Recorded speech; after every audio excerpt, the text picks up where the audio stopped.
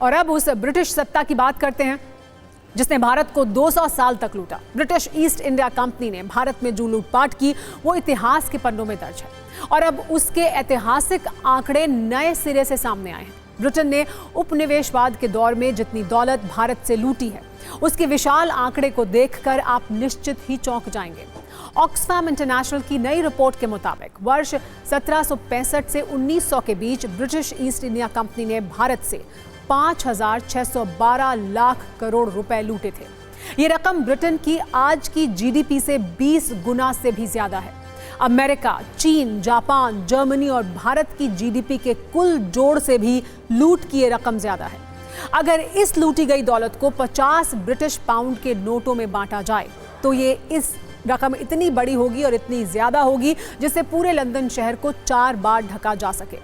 सोच कर देखिए, इतने नोट कि पूरा लंदन शहर 4 बार ढका जा सके। ब्रिटिश हुकूमत ने सोने की चिड़िया कहलाने वाले भारत के पंख इतनी बेदर्दी से काटे कि आज भी इस पर रिसर्च हो रहा है और दुनिया भर में चर्चा भी हो रही है। जरा सोच कर देखिए कि भारत ने किस तरह लूट का वो दंश झेला होगा। वैसे लूट का ये पैसा ब्रिटेन में भी कुछ ही लोगों के पास पहुंचा। आधी से ज्यादा लूट की दौलत सिर्फ 10% ब्रिटिश नागरिकों के पास पहुंची। जो लोग पहले से ही अमीर थे, लूट की इस दौलत में उन्हीं को ज्यादा हिस्सा मिला। इस रिपोर्ट के मुताबिक ब्रिटेन के ज्यादातर अमीर लोग भी अपनी अमीरी के पीछे इसी लूट को वजह मान रहे हैं। हालांकि ऑक्सफैम ने इसे जहरीले पेड़ का एक फल बताया है और ये कहा है कि नस्लवाद के जहर से ब्रिटेन ने ग्लोबल साउथ में इस लूट को अंजाम दिया। इस लूट की वजह से दुनिया में भारत की जीडीपी का हिस्सा भी तेजी से गिरा।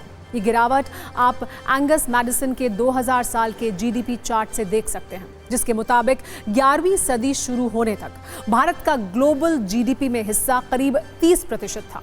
1750 तक भी भारत की यह हिस्सेदारी 25% थी, जिसके बाद ब्रिटिश साम्राज्य ने भारत में ये लूट शुरू की, जिससे वर्ष 1900 आते आते ग्लोबल जीडीपी में ब्रिटेन की हिस्सेदारी 35% से ज्यादा पहुंच गई, जबकि भारत की हिस्सेदारी गिरकर 5% के आसपास हो गई।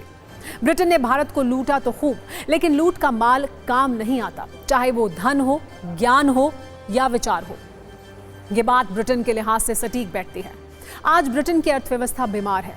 उपनिवेशवाद के जिस दौर में ब्रिटिश साम्राज्य में कभी सूरज नहीं डूबता था, वहां पिछले 5 वर्षों में बेघर लोगों की संख्या 26% बढ़ गई है।